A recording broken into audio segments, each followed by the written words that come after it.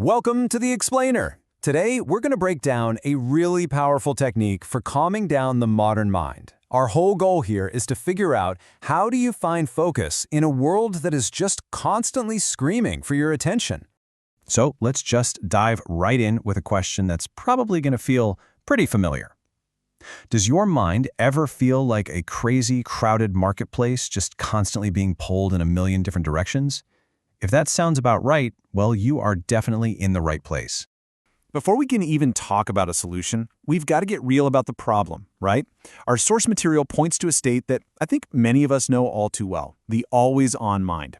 It's this cycle of constant distraction that we just get trapped in. Yeah, does this look a little too familiar? I mean, think about it. From the second we wake up, our minds are just on. We're grabbing the phone, checking emails, reacting to messages, replaying whatever we were worried about yesterday, and staring down today's never-ending to-do list. And then, by the time evening rolls around, we're so fried that we just zombie scroll on our phones till we pass out. It is a totally exhausting loop. So what's the big deal? What's the real cost of living like this all the time? And more importantly, is there another way? Well, our source material argues that yes, absolutely there is. We're actually facing a fundamental choice about the state of our own minds.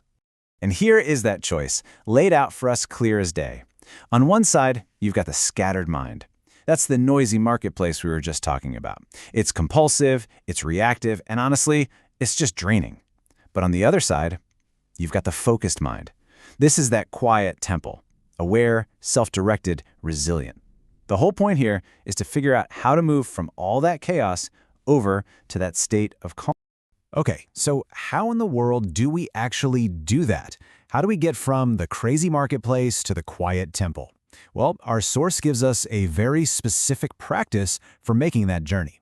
And that solution has a name, samadhana. It's described as the sixth and really the most important of what are called the 6 treasures for achieving that inner focus. You can basically think of it as the master key for quieting down a scattered, noisy mind. All right, let's tackle something, a modern superpower that a lot of us are actually pretty proud of. I'm talking about multitasking. And it turns out, this idea of samadhana directly challenges it. You know, our ego just loves to claim it's a great multitasker. It feels like a badge of honor in our culture, right? But the source material asks us to stop and reframe this whole thing. It says, ask yourself, are you actually being productive or are you just spreading your distraction out equally across 5 different things? Wow, that is a powerful question. And I love this analogy they use here. It's so perfect for today. Imagine your mind is like a smartphone, but it's got 30 different apps open and running in the background all the time. Every single one is just sipping away a little bit of your mental battery. That's why you can feel so exhausted at the end of the day. Even if you feel like you haven't done much, all that noise is happening inside. And this slide really gets at a huge philosophical difference. The modern view often tells us that more is more. More stimuli, more activity, more hustle, that equals a fuller life, right? But the wisdom we're looking at here completely flips that script. It argues that no, it's actually more inner stillness that leads to real productivity and a much, much deeper life. Now, this is all great in theory, but what does it actually look like in the real world? This is the crucial part. This stuff isn't just theory. So let's look at a few stories from the source that show how people are actually applying this principle of inner stillness in their everyday lives. Okay, first up, we've got Dennis. He describes dealing with someone who's manipulative and constantly talks over him. Now, the old response, that noisy marketplace reaction, would be to get angry and fight back. But instead, he learned to just stay quiet, to protect his inner peace, and then calmly respond when the other person finally ran out of steam. Just brilliant. And then there's David, who goes right back to that multitasking myth we talked about.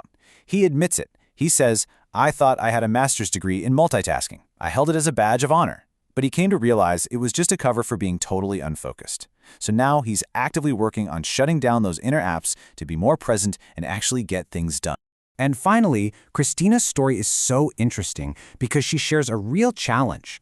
As she started practicing this and became less reactive, some people in her life started to think she was being distant or cold. But look how she reframed it for herself. She realized, I'm not being distant, I am actively protecting my inner peace. And that became a much higher priority than proving herself to other people. So where is all this headed?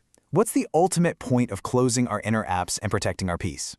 It turns out this whole practice isn't just about feeling a little less stressed. It actually builds toward a much, much larger goal.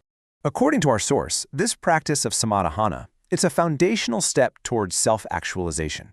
And the core idea here is just beautiful. It's that peace and happiness aren't things you need to go out and find or create. They are already inside you. Your only job is to quiet all the noise so you can bring them to the surface.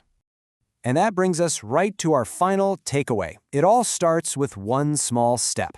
So, thinking back to that phone analogy, I'll leave you with this question.